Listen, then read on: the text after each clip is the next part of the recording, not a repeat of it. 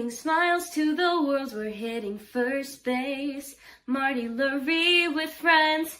Home run, you know the ways and the trends of stories all with the match of the block. It's Marty and friends.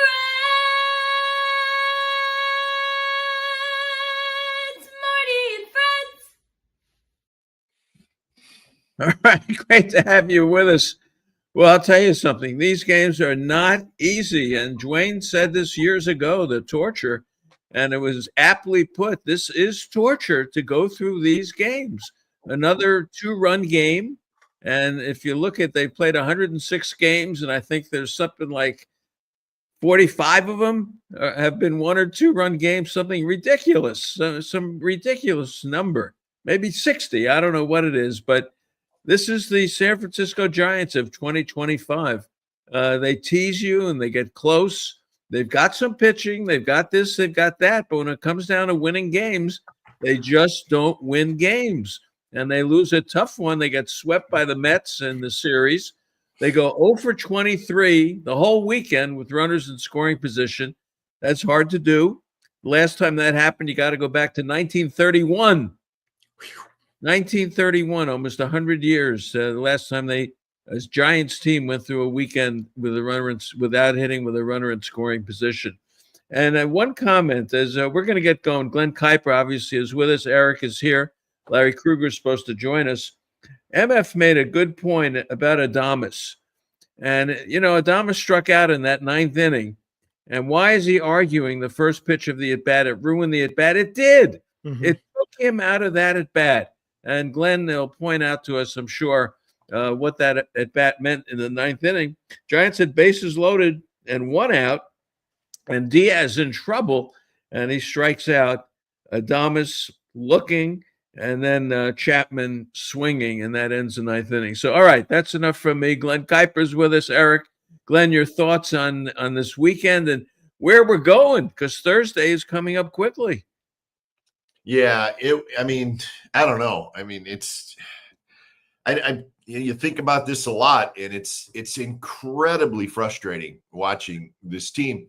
And to me, we all saw a little bit of light there in Atlanta, right? And even and we're talking offensively, but even that last game in Toronto where they lost, and then they went to Atlanta.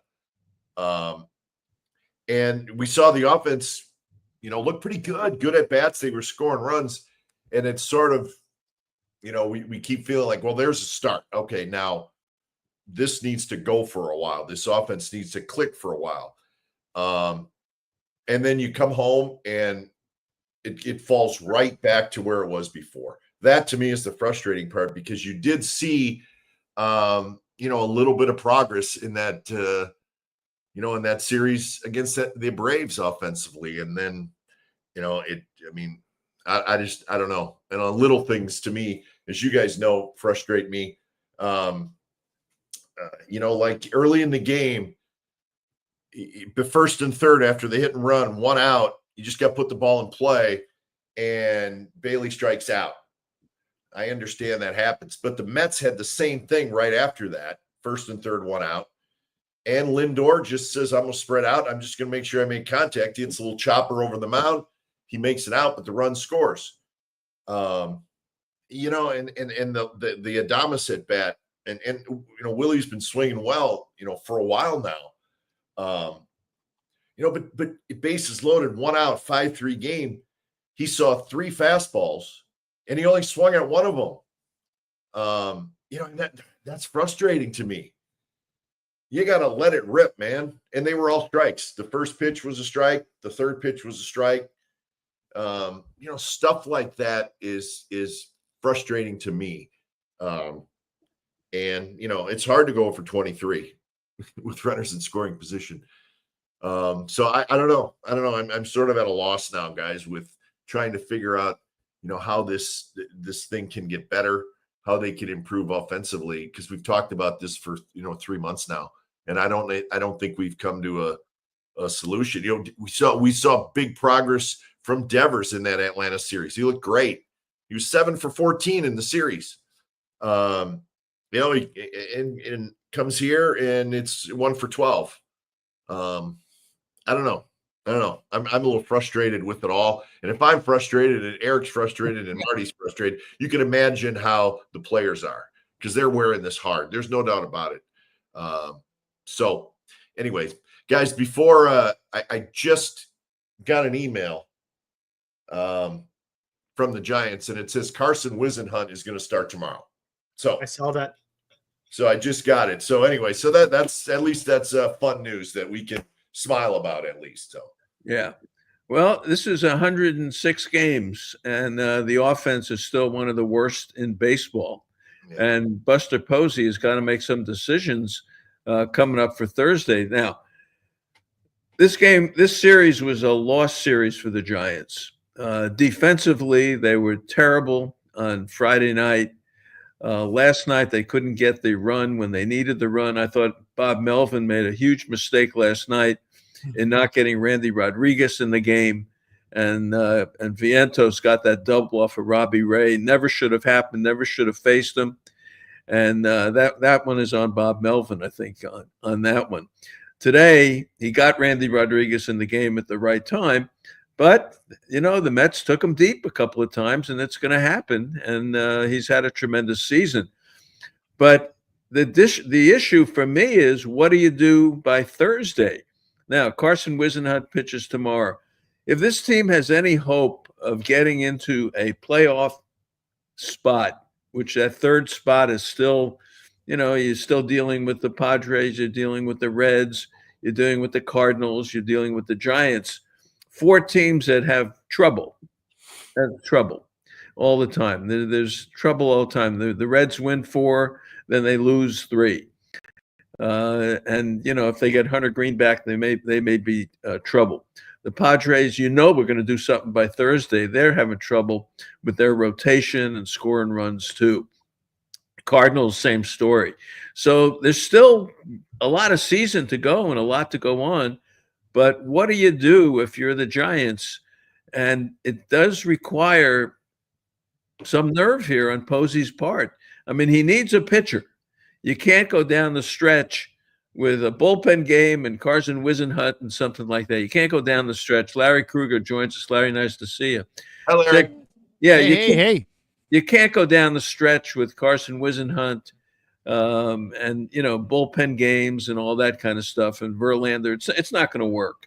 So there has to be a pitching change. That's got to happen. But the big question for me tonight is, at some point you got to do something offensively. You have to do something offensively. It's enough of Dom Smith. It's enough of Flores. Enough of Yastrzemski. Bailey is here, but you're going to have to get somebody to give him some help. The hitting is killing him. It's just killing him. 0 for 23 on the weekend. So Glenn had his say. Glenn's going to be leaving in a few minutes. Let me get Eric on here, and we'll get Larry's thoughts on tonight as well. And to kind of piggyback on what Glenn was talking about, you got Willy Adames coming up in that ninth inning. What happened in the previous 2 at-bats? Well, you had Iglesias hit Ramos. I don't know what he hit, but he hit Ramos. And then he walks Devers. So what do you think he's going to do? He's probably going to throw a lot of fastballs. You're probably going to get a steady diet of fastballs because he can't afford to walk another guy, because then you're walking in a run. So I don't understand why Adames didn't have a better approach there in that ninth inning. It just, come on, man, you're getting paid the big bucks to come through in situations like that. So to that point, it was tough to see. And, and it wasn't really the pitching this time. I was concerned about the pitching today going in, with a bullpen game against Senga. I'm like, man, this is going to be a tall order. But the pitching was okay. I think he left Bivens in there, talking about Melvin, left Bivens in there a little bit too long.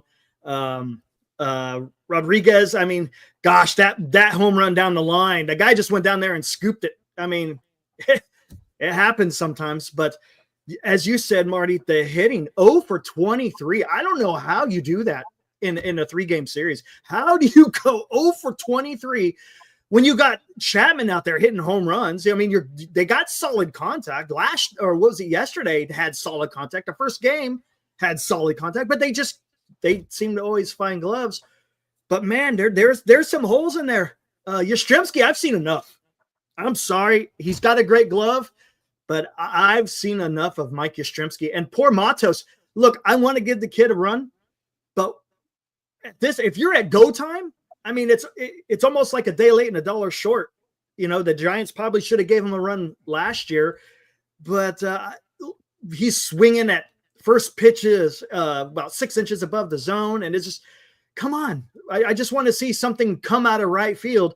And Marty, you're right. You got first base and catching. That's a bit of a hole too. So something's going to have to happen if they want to do anything.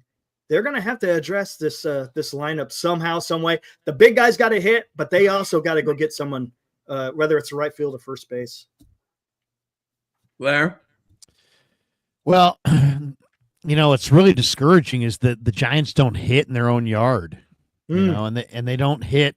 It was I don't want to say it was predictable, but you had 2 warm weather, great to hit games in Atlanta where they scored 9 runs back to back.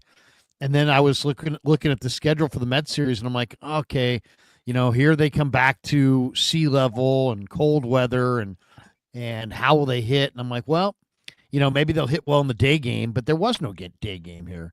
It was night game, and then, kind of evening game. The Mets are just, one of the best teams. The Giants are thoroughly outclassed, but they just didn't hit. They had their chances in the second game in the series. Ray gave them a shot. They had a shot to win today. But you can't.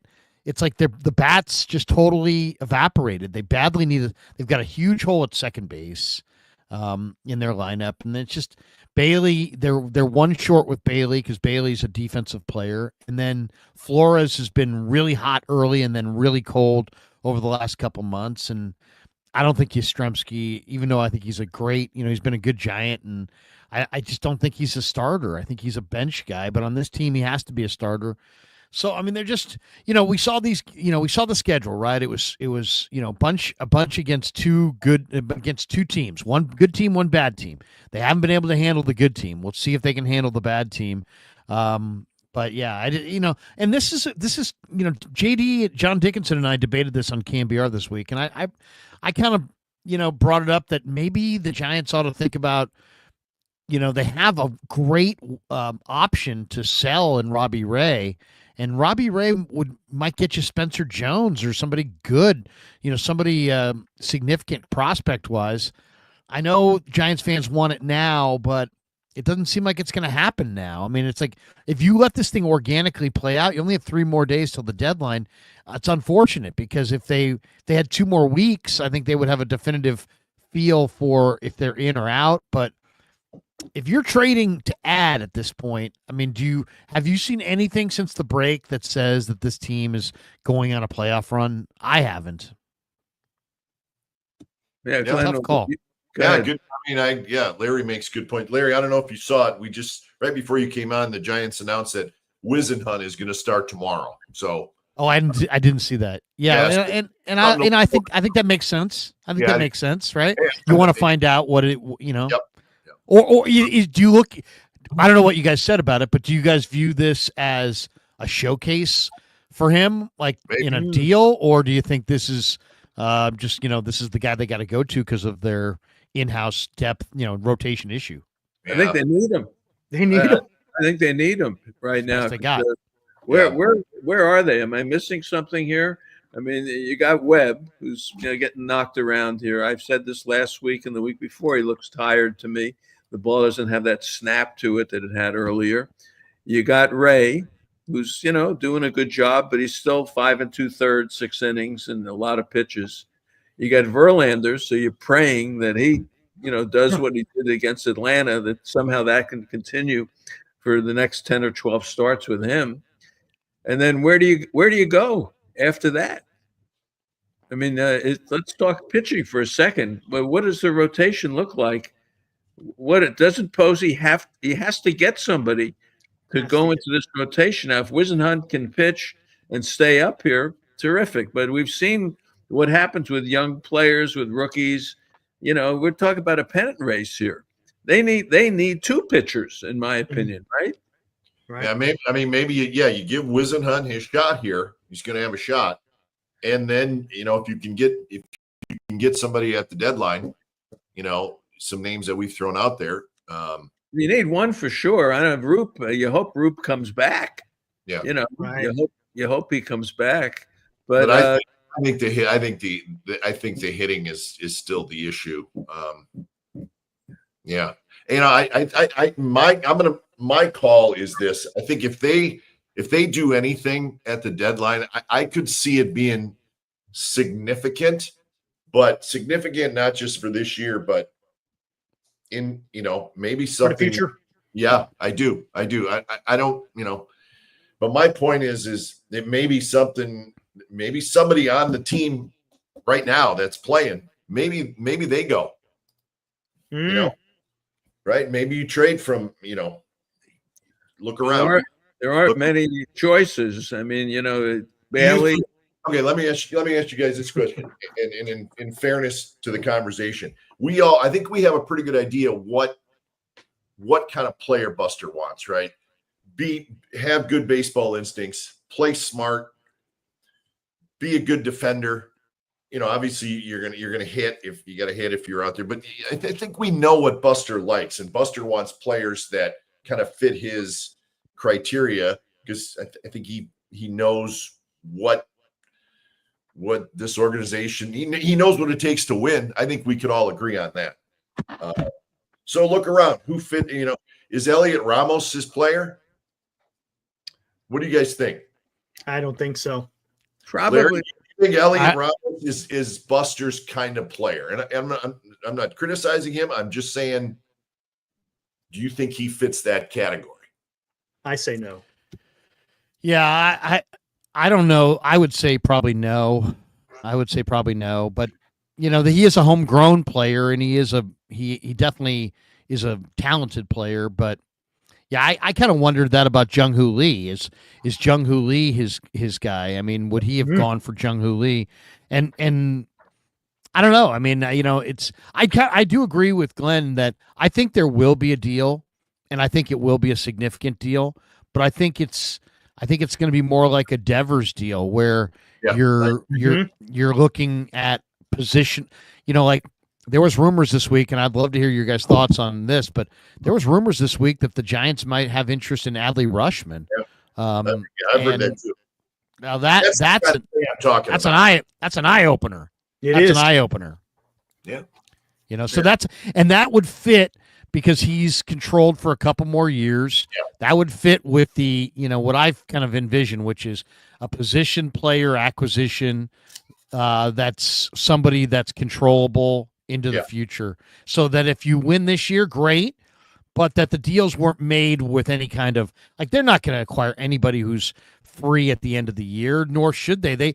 They should look to continue to build with position players that are controllable bats into 26, 27. Yeah, if you can find that piece, that's what I'd be looking for. Yeah. And as far as pitching is concerned, maybe there's news today. It looks like Seth Lugo and the Kansas City Royals are in agreement for an extension. So Seth Lugo is off the board. So that kind of takes another arm that could have potentially been a Giant, because you would have had another year of control with him in 2026, if I'm not mistaken. Charlie Morton. Maybe it's going to be a Charlie Morton. And look, maybe that could be a deal. Maybe it could be Rushman and Charlie Morton. Yeah. It could be a big deal with the Orioles. I mean, there's also Ryan O'Hearn. They have other pieces, but yeah, I mean, if you, I think it's something that will take, it will tell the clubhouse that, hey, we're still going for it. And it's not a sell kind of a trade, but I think it's also going to be the kind of deal that tells the Giants fans that, we may be able to get it done, but if we can't get it done, we're still looking to build towards 26. Yeah, and 27 or two. Yeah, and my feeling is, and I said it to Marty before we came on, Larry, is that we've seen this team now, and we've also talked about, hey, there's some outfielders out there they could add, Ramon Laureano or Harrison Bader, a right-handed hitter, but those. I mean, are those guys going to lead you to the postseason? No. Right? So, I mean, that's why I think they probably need to look bigger. Look, they were built on pitching and defense, and the defense stinks right now. They're making a lot of mistakes. The left fielder is impossible, and going back on balls going over his head. He gets caught in the corner. He doesn't get the ball in. His arm is terrible. He's a DH, and I think that's what we're seeing here. And the pitching is falling apart. And if you think that you're going to be able to build a team that's just going to crush the ball at this ballpark, it's not going to happen. They need some line drive hitters. They need people to hit the ball the other way. They need a pepper pot kind of second baseman like Glenn Kuiper was when he played ball. They need the Dwaynes, those kind of guys back. How about the guy in Cleveland? Yeah. That's the kind of guy. That's the kind of player. So, to answer your question on Ramos, I think Ramos is expendable. I think he's got some value. I think he can be like an Adolis Garcia, in Texas, perhaps. You could maybe make that swap, Texas, but Texas is back in it. Yeah. Bochy's got Texas winning again. They're back in this thing. They may not be unloading players. So I think I'm with you guys. I would love to see an impact trade like a Stephen Kwan, because Cleveland, in all reality, is not going to catch Detroit, even though Detroit can't get out of their own way right now. Maybe Kwan is someone that would be available. Jung Ho Lee is killing him right now. What would it take to get a Kwan? Would it take quite a bit? I mean, it seems like it would take quite a bit. I think it could. I do. It may take Ramos. It may take Ramos. Yeah. Okay. These deals that we've seen go down so far, it ends up you get the 7th prospect and the 13th prospect. We're not talking about, the top of the Giants prospect list to get any of these guys. So the Giants can make moves, and I think Ramos is an expendable player. Okay. They got some outfield. They got pretty good outfield depth. I'll tell you another thing. I think Bailey is expendable. I think if somebody wanted Bailey, if someone wanted Bailey, I would absolutely consider moving Bailey. There's no question. All these other pitchers, Beck and Jelly and Bivens, and they have very little value in the market. Roop had value, but he got hurt. So to answer everyone's question, the chat is terrific. Yeah, they're going at it. Everyone's right on everything. I wish we could read all this stuff. But you've got to rebuild the defense first. And that's going to take some work in left field, and it's going to take some work at second base right now. Because Wisely makes me nervous there. Schmidt doesn't have great range. He's really a third baseman. And Fitzgerald is buried in Sacramento. So you need a second baseman and a left fielder for me for defense. So, Glenn, I know you got to run. Yeah, I do, unfortunately, and I don't mean to bail on you guys, but I got a birthday party to go to. But okay, well, we'll do it next week. I like these Sunday wrap-ups. I've thrown out some names for you guys to kick around. Okay. All right. Your work here is done. My work here, that's right. All right. Thanks for having me, guys. All right. Take care. Good to see you. All right, Larry. If you had to make a move right now, you have to get, if you're competitive, look, they're getting 40,000 a game out here. And I know Dan says by the end of August, so, the fans won't come back. I think the fans are into this team for some reason. They're out there. They like the Jung Ho Lee thing. They're into this team. But if you had to make a move, and Posey has got to do something here. This team is reeling. They're 2-7 since the break. They've lost, 9 of 11, something like that, of their last 11 games. What do you do first? Where do you go first? Well, I mean, first of all, I would look at each one of these as opportunities to improve, and then you've got to decide when are you going for? When are you trying to be good, right? It's like, so you're not going to trade anybody that you like in the future, and you're not going to trade for guys who are free agents at the end of the year, right? You want to keep building. So, I mean, that's the thing, but you also don't want to sell, right? I mean, you have Robbie Ray, and Robbie Ray would be very attractive. You might be able to get,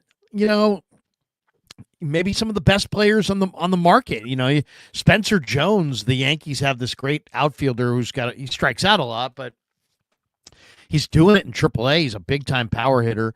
You could get him probably for Robbie Ray, but do you want to give up the farm and give up the hope on 2025? If you trade Robbie Ray, you're kind of giving up the farm on the years. So, I don't have a problem with that because I don't really think the Giants are in it. I think if you left the Giants as is for the next couple weeks, they'd be out of it. I mean, even with the third wild card, they're sinking like a stone. They're free falling. They're losing every day. Their pitching was great early. They leaned on it too much. Now their pitchers are hurt. Now they need reinforcements. Okay, but then why would you go get pitching reinforcements on a team that can't score 3 runs a game? So, I think if you're really honest with yourself, and I think if you're honest with where the Giants are, they're not there, right? This is not their year.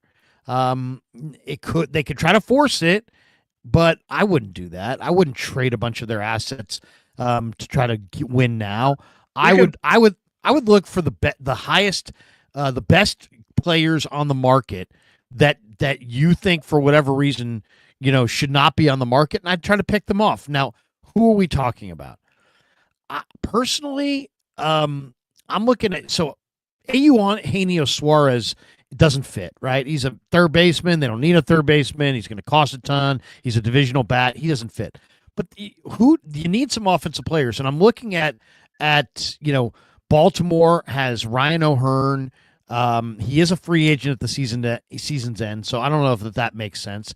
But if you could make a deal that included Adley Rutschman and get him signed, that would interest me. The Pirates are a team that would interest me. I mean, how about Tommy Pham? Is it worth it, Tommy Pham? No, I don't think Tommy Pham's worth it, but the center fielder is an all-star.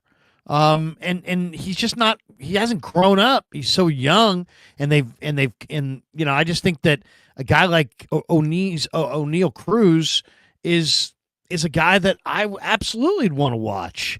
I mean, this guy's got he's got MVP kind of tools. So if I could move Jung-Hoo Lee or Ramos in a deal with the Pirates and get an O'Neal Cruz, I would do that because O'Neal Cruz is probably the best player that's available this trade cycle, and he's got MVP potential. And yeah, he's a little young, he's a little immature, he's not quite where you want, but you're not ready to win anyway. So that's the kind of player that the Giants, for whatever reason, don't develop, can't find, and he's going to be moved here. I mean, I think it's pretty obvious that O'Neal Cruz is available, and he is a huge talent. I mean, I love Stephen Kwan as well, but Stephen Kwan is a slasher. He's a high average slasher. He's a great defensive player. He's different. I mean, he's not a middle of the order bat that people are gonna, when the Giants come to town, it's bye baby. They're not. Stephen Kwan is not. He would be awesome if you had a lineup of mashers, but you don't. You're still building your lineup. So that O'Neal Cruz is the guy that I'd go after, and I would, they also have other guys, right? They got Andrew. I mean, if you were trying to make a deal with the Pirates and kind of be in it, you could pick up Andrew Heaney. Heaney is a pitcher that you could absolutely use. You could pick up Isaiah Kiner-Falefa. He's a second baseman that you could absolutely use. They also have Brian Reynolds. They also have Bednar. They also, and you mentioned Pham. I'm not a Pham guy, but I am an O'Neal Cruz guy.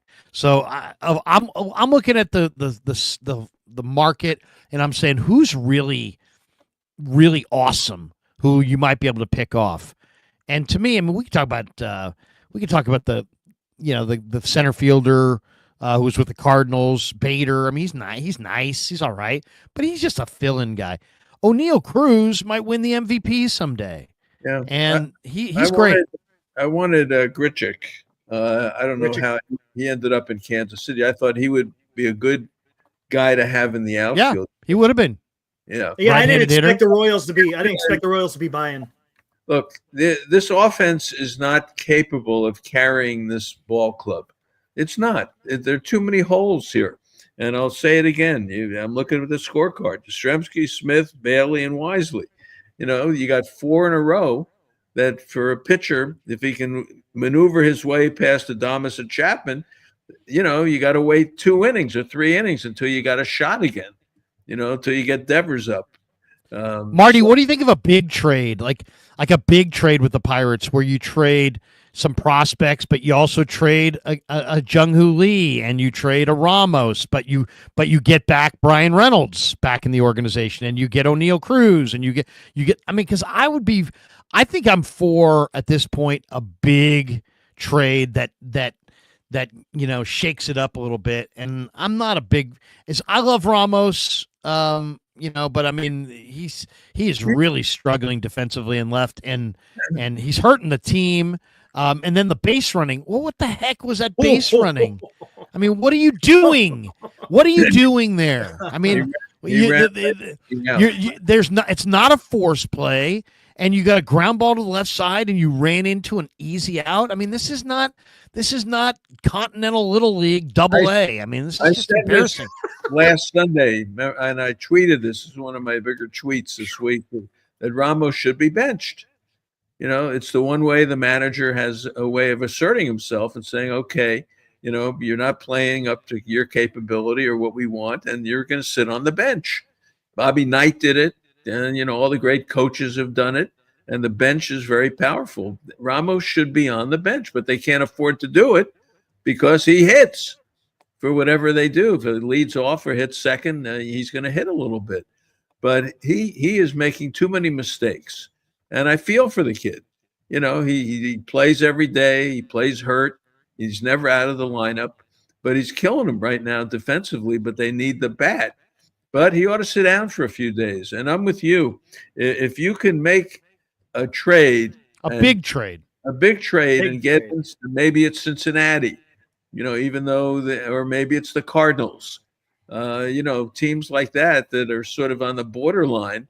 I don't think it's going to be Arizona, but you get teams that are on the borderline if you can make a big trade. But you are stuck with Chapman, Adames, Devers, and Lee. They are not going anywhere. And I would take Stephen Kwan. In this ballpark, Stephen Kwan. I mean, yeah, of course. Stephen Kwan is a factor in this ballpark. And he's a smart. He's your leadoff. He's going to be your leadoff. Yeah, he's a smart player too. And Jung-Hoo Lee, look, it's his first. But you can't have. I mean, sorry to interrupt, but you can't have Jung-Hoo Lee at $19 million and then go get Stephen Kwan. I mean, he walks a lot. He's an ideal leadoff hitter. I mean, he's a 350 on base guy. He's controllable for a couple years, but I mean, eventually with what you would have to trade to get Kwan, you'd want to sign him, and then that's an awful lot of money to the top of the lineup. I don't know. I mean, it's an awful lot of money. I feel like that money's already been spent. Yeah, Lee is the problem because you're stuck with Lee for 5 years. But maybe you're not stuck with him if you're willing to take Brian Reynolds from the Pirates. I mean, you're right, Marty, in that you're not going to move Lee without taking back somebody else's big contract. Nobody's just going to take on all that money. But if you had I think Reynolds is, I mean, I could look it up, but I think Reynolds is making a grip of cash as well. A lot of money. He's having a great year. He's not having a great year. Luis Robert of the White Sox. I love him, but he's having a terrible year. I know. But I would take him though. I'd still take him. Isn't he worth the gamble? It's like Joe Adele, for the Angels. This Wash sat with him for years, and he's finally developed this year. Are you concerned about Luis Roberts' injury though? He seems to be fragile. I know, but he's always on IL. Probably will give him away. I think they want him out of town. I think they'd give him away. So it's someone like that. Well, you know what it is if you're willing to take Benintendi's contract, you might be able to get Hauser and Robert for very little. So that's another thing that Giants may want to consider. Do you want to take Andrew Benintendi's contract, which, I've read all the different articles, all the baseball people are saying, hey, if the Chi Sox are going to move Benintendi, they're going to have to pay that thing down. Well, if Giants are rich, they could take on Benintendi, and for their efforts, get Hauser and Robert. It's so take on some bad money to get some decent players in return. Yeah. Yeah, so it's like you take Benintendi's bad deal off their hands, and then now you take Robert and Hauser away from them, and you don't really give all that much in return.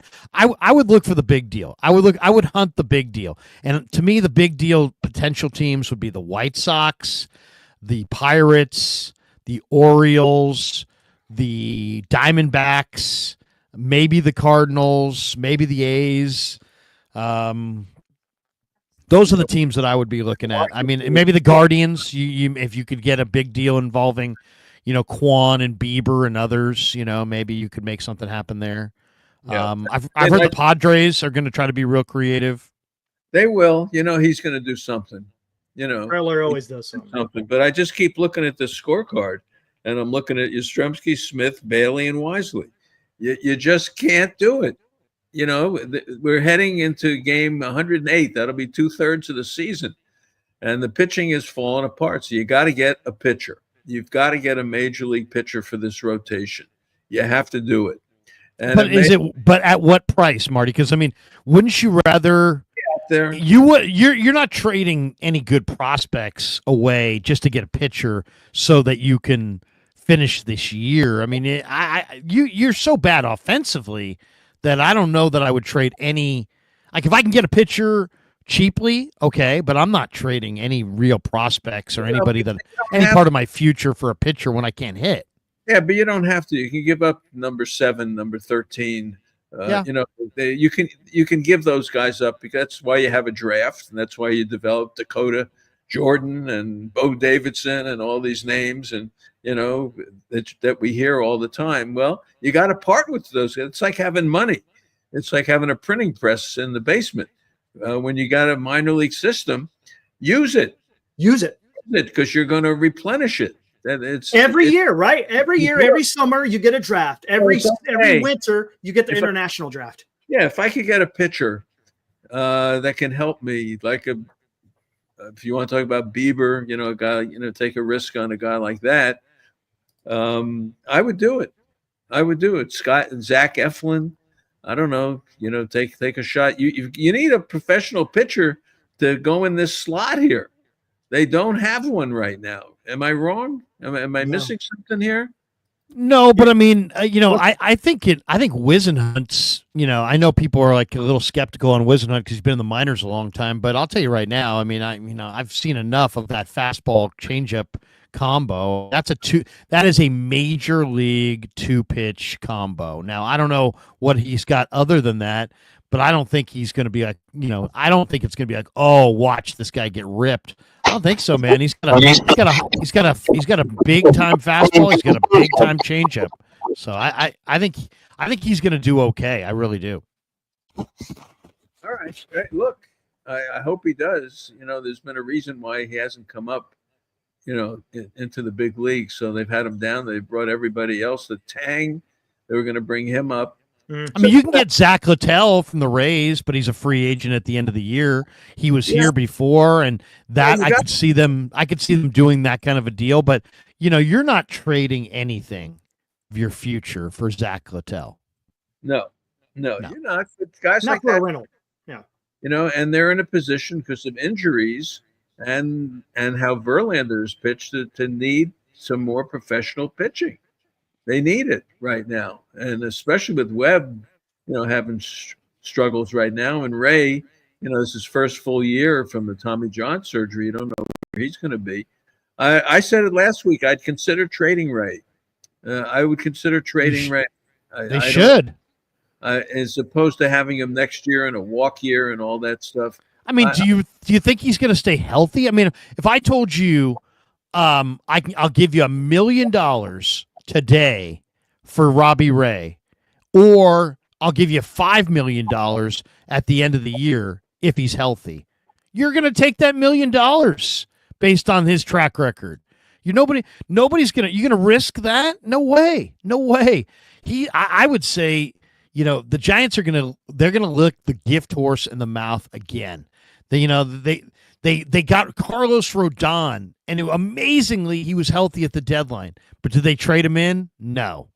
So I mean, it's like they need to, if they're really trying to accelerate the rebuild. I think you got to try to turn Robbie Ray into something. I'll tell you the guy that I would be interested in if I could get Baltimore. If I could get an Adley Rushman, Ryan O'Hearn trade. They have a reliever named Dominguez. I don't know have you guys seen Sir Anthony Dominguez? Yeah, he's used to be on the Phillies. Sir Anthony. He's one of the Phillies, yeah. This guy throws smoke. I mean, serious smoke. I mean, we're talking about high 90s heat. And I would love to see them get another arm, because I do think, their pen is a little fragile. If you're building, I wouldn't mind, a piece like Dominguez. I mean, I just think that he's a free agent at the end of the year. He's making $8 million this year. The guy he's 30. He's not old. The guy throws 98. He's got 97 on the sinker. I mean, he's striking out 31% of the guys he's facing. I mean, he's been big time. Sir Anthony Dominguez would be an arm that I would want to get out of Baltimore if I could.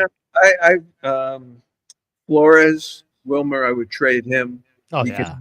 He can help a contender. He's so tough off the bench. Still gives you a good at bat off the bench. Yastrzemski, I would replace him. I don't know what you can get for him, but I would clearly replace him. And again, I'll tell you, I would take a chance in trading Bailey. I don't think he's ever going to hit, ever. And I think, for all his pitch framing and all that stuff, he's killing them offensively. He could go to Baltimore. Marty, if they make this trade that I'm talking about with, a big trade with the Orioles, I could see him going to Baltimore. Why? Because Baltimore's got a lefty hitting prospect catcher. And he might be the perfect complement to that, to that lefty hitting catcher. And you're right. If Buster's evaluation is the same as yours and that he's never going to hit, then he may look at Bailey and say, you know what, he's just one piece that can be flipped in a mega trade. And I'd rather have Adley Rushman, to be completely honest. Yeah. Well, so maybe you could get Adley and Morton from the Orioles and maybe trade Ramos to Cleveland and get freaking Quan. Now you got two bats in the lineup, links in the lineup. Yeah. So he's got to do something this week, right? Something's got to happen. He's got to. You just can't. Now they play Pittsburgh. Pittsburgh can't score any runs, but you got to face Keller, who's, he's available. He's another guy who's available. He's a decent pitcher. They're going to face him tomorrow night. Got Burrows on Wednesday. There's no Skeens in there. There's no Haney in there. So you got, who else am I missing on Pittsburgh? They got somebody else on Tuesday night. I forgot who. Well, could the Giants and Pirates cook up a big trade we get the first trade of brothers? How about Will Bednar, who's starting to heat up in the Giants farm system, in a package to the Pirates, and see if he can get his brother coming back, David Bednar coming back. Yeah, I'd do that. I talked about him this morning. He got his 100th save, which was a big deal. As a Pittsburgh Pirate, there's only 5 pitchers who've ever had 100 saves for the Pirates. Plus, the Bednars are from Pittsburgh. They went to Mars High School or something in Pittsburgh. So, Bednar, it's a big deal that he's on the team. But heck, I would love to see him. Ryan Walker is your 7th inning guy, and he walks he's still got great stuff. But boy, you probably can replace him and probably move him. Mm-hmm. So this is all on Buster's plate. It's all on Buster's plate, because what are they now? 3.5 back of San Diego, something like that. Something like that, 3 or 3.5. Yeah. And a trade, trades are powerful things. Look, if you make the right kind of trade, you can shape the whole experience for the fans. And I think if you make a trade that has guys who are free agents at the end of the year, and then you fall out of it, it's a big bummer. But if you acquire some really talented young players, and your focus is like, hey, we want to keep building our lineup of the future, I think Giants fans have enough belief in the franchise, enough belief in Buster, and enough belief in the process of building baseball teams that Giants fans would be happy if they made a big trade, acquired some significant pieces, and still fell short of the playoffs if they could see the plan. Yeah. You got to have some more young players who are ready for the major leagues. Yeah. It's got to happen. And again, I'll go back to it. They're stuck.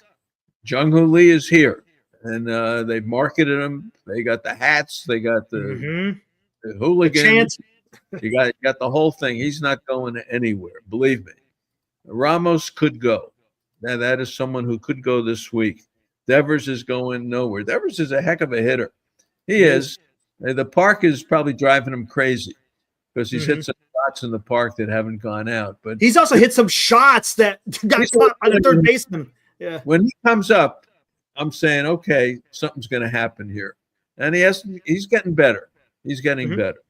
Adames is getting better. He is who he is.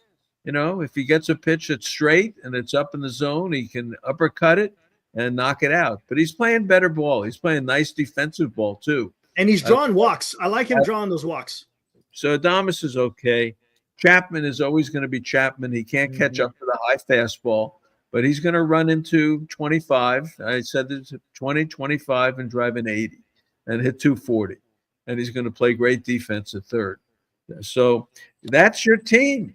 That's the core part of the team. And now you got to build the team around it. And how is he going to do that? That's the question.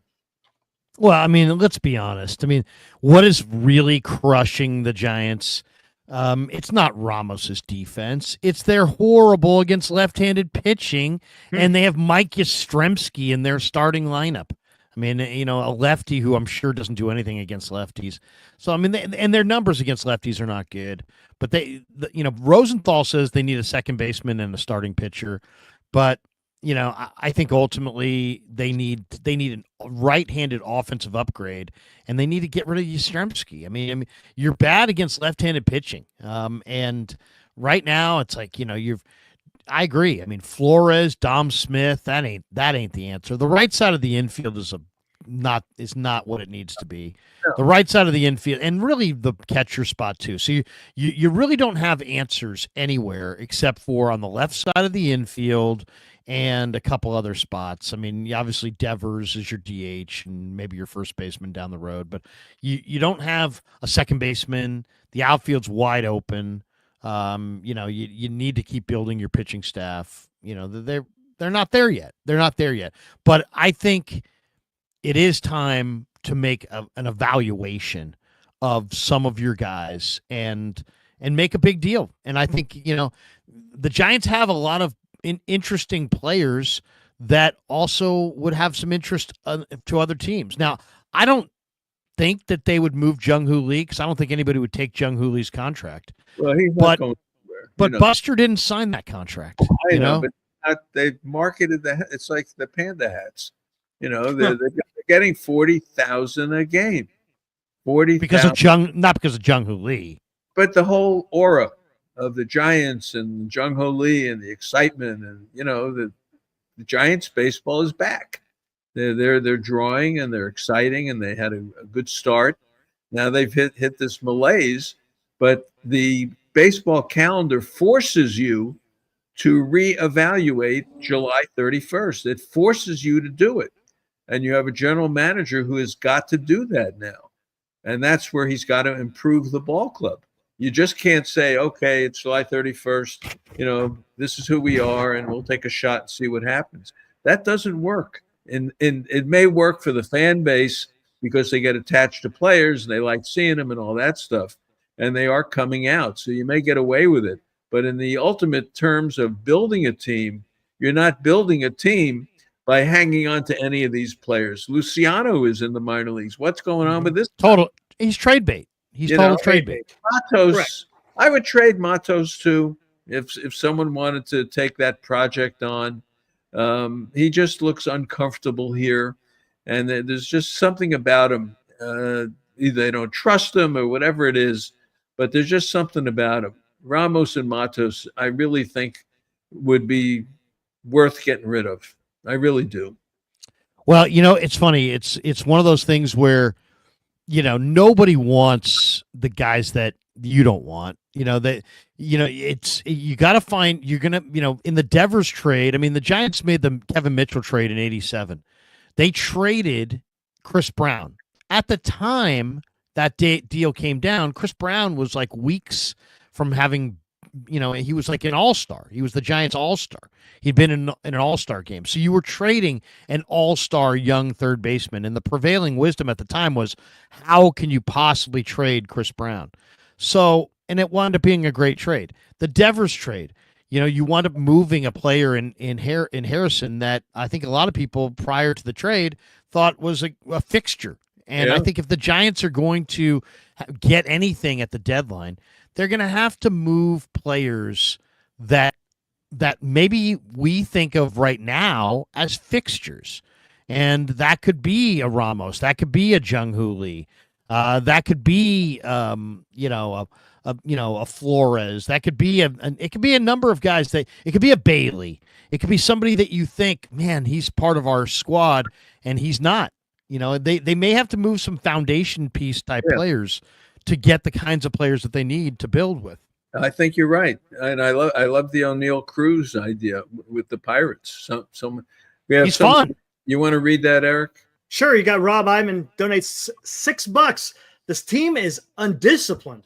We need to eat Melvin's option. We need to be in the market for a new manager who is a bit more analytics minded. Well, didn't we have that before? Bob Melvin showed up, a little bit analytic minded guy, and Gabe Kapler, and everyone wanted to run out of a town. Look, they're not doing anything. They're not stealing bases. They're not running. They're not doing anything. I don't like that. And right. I think there have been a couple of pitching situations where, he's hung with the starters too long, and he hasn't brought Rodriguez in at the right time. But my concern with Melvin is he's never won in October. But try to do something. I mean, they did a hit and run. It was beautiful today. And they stranded him at third. I know, but still, you had first and third. Smith got the hit, and Yastrzemski went to third, and then Bailey and Wisely strike out. This is what we're dealing with. So for Melvin, and I said this for years, try to do something. Get some speed, build your team around, get some identity, get some speed, get some young players. There are young players all over baseball. The Marlins, all of a sudden, they're a team that you have to deal with, and they've got that Stowers kid who's playing great ball. They've got the catcher who's going to be a star with the Marlins. Look at Washington, the young players they've got. Colorado even has young players. Toronto. Where are look at Toronto and the way they hit the ball the other way, and they play smart baseball. You got guys like Devers, Adames, Chapman. They're the middle of your order. Okay, you've decided to go with them, but you got to build around them. And where are the young players? Where is the speed? Where is all that? And that's where you got to make these trades and bring in those kind of players and hope that you hit on some of them.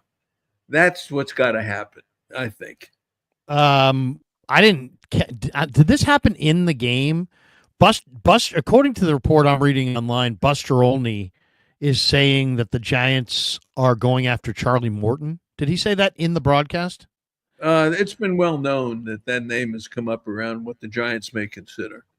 Anyway, Charlie Morton, that's an interesting one because Morton is 41 and he's been pitching in the big league since 2008. It's just I like that name. And now I was told that Morton wanted to stay east and that he was was not going to consider any teams west. But you know what? I think Charlie Morton is the kind of arm that I would try to acquire if I were the Giants because he's got proven postseason ability. He could be significant for you, and I don't think it's going to cost you anything because of his age and just where he is in his career. I mean, I don't think it will cost you a lot. But Charlie Morton's the kind of guy that I think would be good for the young arms in the Giants, system. Still got Verlander here. Right. But I mean, you got to get to the finish line, and you don't have enough starting pitching. And Morton would, is an Oriole, and maybe that could be part of a bigger trade. Maybe you could do if you could do something where you could acquire an arm like a Morton for today and for this year, but then also acquire Adley Rushman and a couple position players, and then have your fans dreaming the future. And then, I think something like that is probably what they need. Tampa Bay is always ready to move people. How about the second baseman from Tampa Bay? Brandon Lowe. Yeah. How about him? He would be good. They say he may be available at the deadline. Yeah. Tampa Bay is falling out of it rapidly, so they're going to. They also have Littell. They have Littell. Littell would be a good fit. But yeah, something like that. But I definitely think Buster needs to make a move, because the whole thing is so stale and their offense is so stagnant, and their pitching, they've run out of arms. It's like they're either going to have to start promoting their AAA guys. We very easily could see not just Carson Whisenhunt, but Carson Ragsdale. I mean, they may have to promote both of Whisenhunt and Ragsdale if they can't get an arm here. Well, what about Seymour? They got Seymour. Seymour's up. And he's going to get the. I like Seymour too. I like Seymour, but I mean, Seymour is a huge guy with a good fastball, good stuff. I like Seymour. I'm not sure if he's a reliever or a starter, but yeah, I like him. Yeah, and they need speed. They need some youth. The Wisleys of the world, the Baileys of the world. The Matoses, the Ramoses, they are who they are. I want guys who can hit the ball a little harder, can control the at-bat, and can run a little bit and give you some identity. Not you're going to get Churio or Merrill or people like that, but they're all over baseball. These kinds of players are all over baseball. The Giants need to tap into that. Either you develop them, you bring them up and develop them, or you trade for him. But Cedric Mullins is out there with Baltimore, another guy. Yeah, can run a little bit. You can't sit around and wait. And they're sitting around right now and waiting. There's some urgency, I think, right now to improve this team. You think why it's taking so long? Maybe they're trying to work one of those long-term type of deals, like controllable type player, and it's just taking a little bit longer. With who? Whether it's Baltimore or Cleveland, you think maybe there's discussions going on and they just got to kind of hash it out? The trend is now to try to sign the younger players, before they get to arbitration and give up some of their free agent years. But I'm just looking at the Giants team and I'm watching these games. These games are torture. They are. I mean, they are. They're 1 or 2 run games every single night. It's just the same thing. We mentioned the Orioles. They also have Ramon Urias. Right? Oh, they have Urias. Morton and Urias. I mean, starting pitcher, second baseman. Isn't Urias second baseman?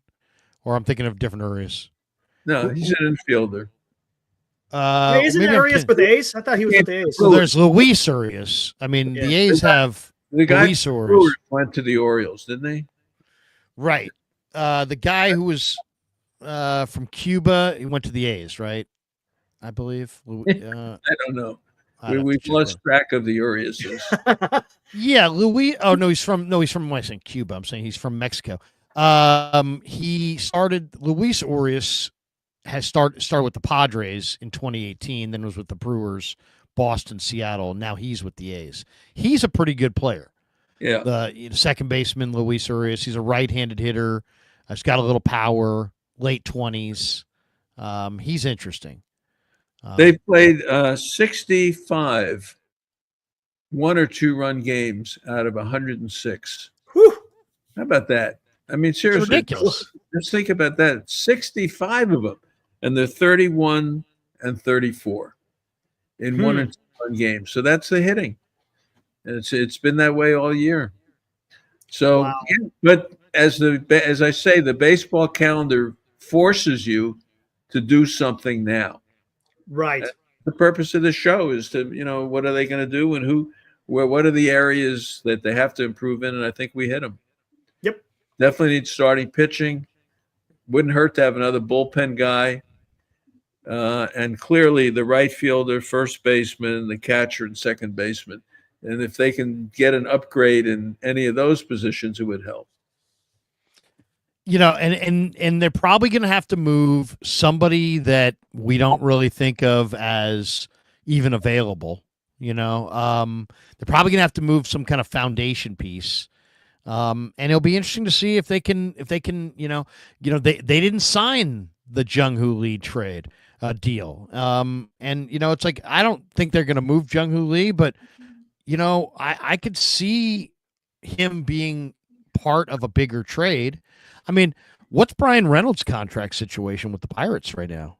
Yeah, he's in the middle of a long-term deal, isn't he? He signed a couple of years I'm ago. looking his contract up right now. He extended a couple of years ago, if I'm not Not mistaken. having a great year, Brian Reynolds.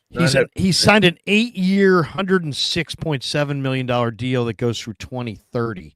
So he's this year at 12, next year at 14, 27 at 15, 28 at 15, 29 at 15, 30 at 15, 31 at 20, club option with a $2 million buyout. So he's got a ton of bad money on that contract. I know, I hear what you're saying about Jung-Hoo Lee. He's here and there, this and that. But if you take on Brian Reynolds, you probably get them to take on Jung-Hoo Lee. I'm just saying, Reynolds has enough money due him that if the Giants wanted to make a big deal with the Pirates, I bet you they could get the Pirates to take Jung-Hoo Lee. Well, the Pirates have Keller. They've got Bednar. They've got O'Neill Cruz. I mean, if you really Andrew Haney, they've got Isaiah Kiner-Falefa. They've got Reynolds. They've got O'Neill Cruz. They've got guys. Bednar. I mean, they could solve a lot of the Giants' problems. I'm gonna predict that Ramos is going to be traded this week. That's my prediction. Maybe. And the Ramos, Luciano, Matos, something in that crowd is going this week. I could definitely see big deals with the Pirates or Orioles.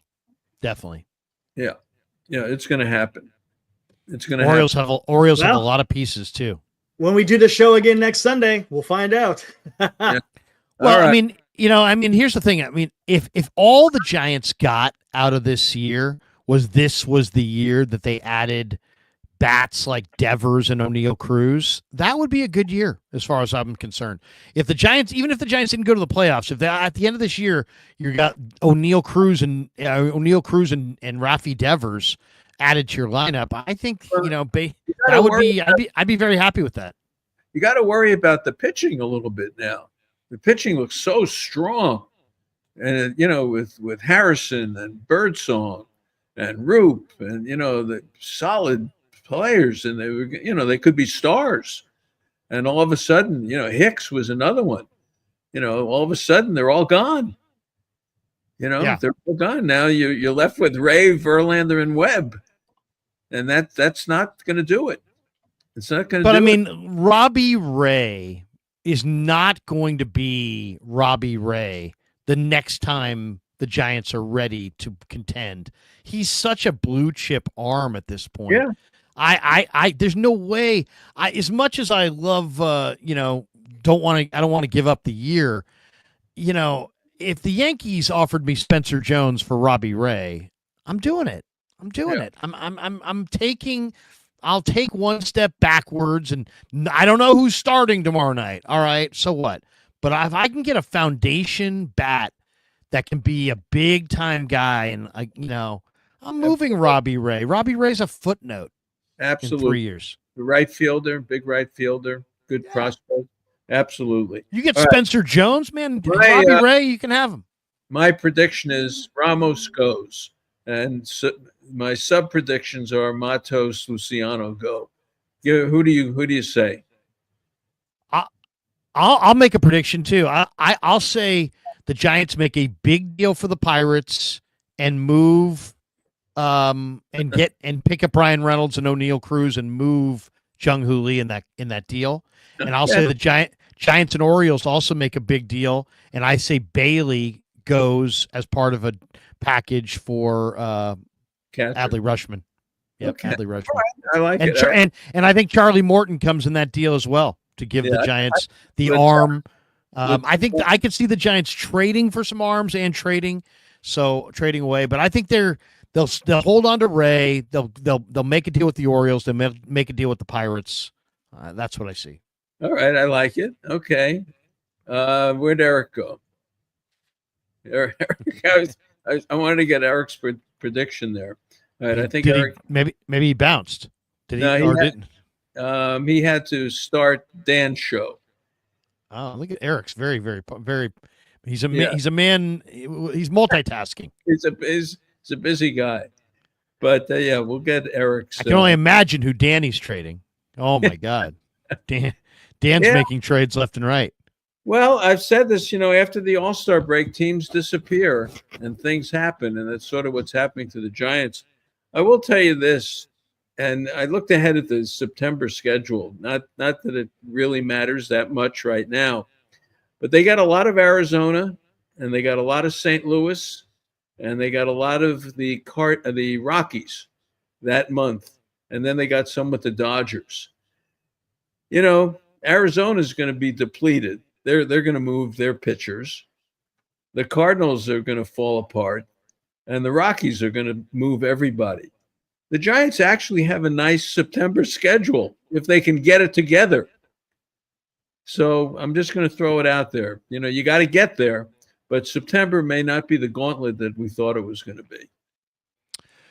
Well, it should. It'll be interesting. I definitely think Buster would love to make a big deal and get in October. I think he's trying to set a new tone, and I think he would love to get into October somehow, some way. Well, they're going to have to pitch their way in, and right now they're not capable of pitching their way in. The hitting was always going to be an issue, and it got a little bit better. It looked a little bit better. They're hitting the ball a little harder, but the pitching for me is really a real question mark now. Oh, it just kind of fell apart. First of all, they broke the cardinal rule. First of all, the Giants broke the cardinal rule. The cardinal rule says you never have enough major league pitching and you never trade anybody who's a viable major league starting pitcher. And they did it. They traded 2 starting pitchers in the middle of the year because they, felt like they were flush with enough depth. And then all of a sudden, as the innings started to mount, some of their young guys started to evaporate. And I don't think Birdsong's not big league. I just think he needs a reset. It happens. He'll be back. I just think that was the case. But I think the Devers trade was a good trade. I think the Giants would make that trade again. But I do think you're right in that some of the pieces to the puzzle that we may view as foundation pieces really aren't. And maybe Patrick Bailey might be one of those. And maybe Ramos may be one of those. And maybe Jung-Hoo Lee may be one of those. These guys may be good players, but they may not be foundation pieces on the next Giants World Series winning club. And it may not happen this week, but it's going to happen. Ramos is going to go. That's my prediction on that. And Bailey's going to go too. Yeah, I think I know it sounds dramatic as you're sitting here to say that because, Giants fans are like, oh, those are our guys. You're right. They are your guys. But I agree with Marty. I think that, Buster is not going to be, wed to these guys. I think he's going to keep the long range view plan in place, which is whether you win or lose this year, you have to make a deal at the deadline for somebody who's about 2025 and 2026, because I think it's really important what deal Buster makes. If he makes a deal for, a reliever who's a free agent at the end of the year and trades something, a good minor league player, that's going to be viewed as a loss. But if he somehow picks up O'Neal Cruz and makes two and he's viewed as a foundation piece type player. Somebody in the chat said, hey, Brian Reynolds has the Giants on his no trade list. You're right. I forgot about that. The Giants are one of 6 teams on his no trade list. But if I'm not saying that you have to acquire Reynolds.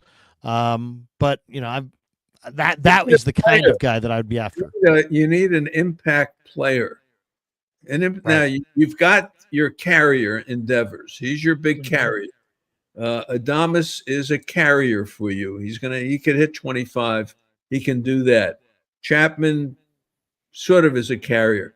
So you need another good, solid player to go with those guys. Another solid player. And it could be a left fielder.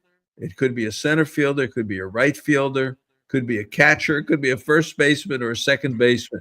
That's where they got to look. But they got to make some young, under 25, under 24 impact players from the minor league systems somewhere and get them into the Giants system.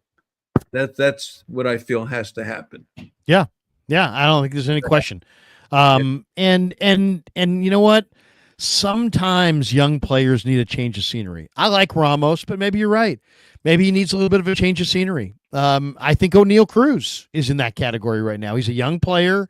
They kowtowed to him a little too much. He's gotten kind of a big head. He's not, hasn't been hustling out the balls the way he should. He's a young guy, but you know what? He could probably use a change of scenery. I think that's the kind of piece that I would absolutely look to add, because that guy could win an MVP in 2027. And then all of a sudden you're looking great for having the vision and the foresight to acquire him. Yeah.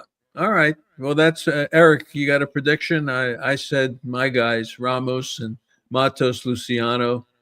Larry's got Ray. Did you say Ray? Who did you say, Larry? No, I'm saying Baltimore and the Pirates. I could see them making big trades involving Baltimore and the Pirates. Jung-Hoo Lee. I could see Jung-Hoo Lee going. I could see O'Neal Cruz coming. I could definitely see definitely see Bailey and an Adley Rushman trade. I think Bailey and Sam Basallo are probably a good fit together in Baltimore. And Rushman is the upgrade probably that Buster's looking for behind the plate. Okay. All right. I love it. All right. Eric, I was thinking Wisenhunt may be part of a trade, but I don't know. It looks like Giants might need his services. But Wisenhunt, Luciano, I could see being moved. Ramos, I'm warming up to the Ramos trade. If it's going to get you someone like Stephen Kwan or something like that, then I'm okay with moving on Ramos. I don't know what is up with him, but I think I've seen enough. I mean, maybe it's a knee-jerk reaction, but yeah, that's my picks. Wisenhunt, Luciano, Ramos. Ramos can swing the bat. He just has trouble in the field, and his baseball instincts are not great. His instinct. That's a good point. It's not great right now. So we'll see. Casey Schmidt, throw him in there. He may be. They like him. I think they like Casey Schmidt. I think they like his backup defense that he can play. I think they like that. All right, so we'll see. 3 with the Pirates, and then we got the Mets next week. And I know the Sunday game's an early game. So if we do this, it'll be at a more reasonable time next Sunday. Larry, what's new with the 49ers? How's that going? Well, they actually had a player today in training camp go down with a neck injury, and it was very scary. They strapped him to a gurney and took him off on a stretcher. Teron Jackson, young defensive end, and just the pads haven't even come on, guys. I mean, the pads don't come on until tomorrow, but yeah, he went down, and man, everybody took a knee, and we were sitting there for 20 minutes as they the medics attended to him, and they took him to Stanford. He did regain consciousness. He had full feeling in his extremities, but that's always a scary thing. So that was kind of one of the things that happened today. The Niners also have a rookie running back. 49ers have done an amazing job. It seems like every year they draft a running back early, and then they take a running back late, and the running back that they take late outperforms the running back that they drafted early. Well, this year they took Jordan James out of Oregon in the 5th round, but they took Corey Kiner, a running back out of Cincinnati, and they got him as an undrafted player. And Kiner had a day today. He was fantastic. He's got contact balance. He made an amazing catch. He's a real player. Niner fans are about to discover him in the preseason here in a couple weeks. All right, very good. Well, this is going to be a big week. The baseball calendar demands it. Mhm. So, and someone, Yes. Eddie F says we need contact hitters. We need above a 270 average. I've said that last week, and I agree 100%. You can't win with everybody hitting 220. 220 Right. hitters are not going to carry you when the money's on the line. And unfortunately, a lot of that happened this weekend. 0 for 23 with runners in scoring position. So, all right. Wow. Len, Wow. have a good week. And Yep. Eric, Ryan, everyone did a great job. And we'll do this again next weekend. Sounds So, good. all right. Sounds good. Thanks, have a- everybody. Have a good day. Have a good night. This is going to be interesting Thursday. I can't wait to see what happens. We may be on the air Thursday if something crazy happens, Maybe. especially if we're right. Right. All right, guys. Enjoy Have a your good- weekend. All right. Have a good night. Take care. Thank you kindly. Enjoy the next week. We've got a whole bunch of baseball to speak on here at Marty and Friends. Marty and Friends. All right, Eric.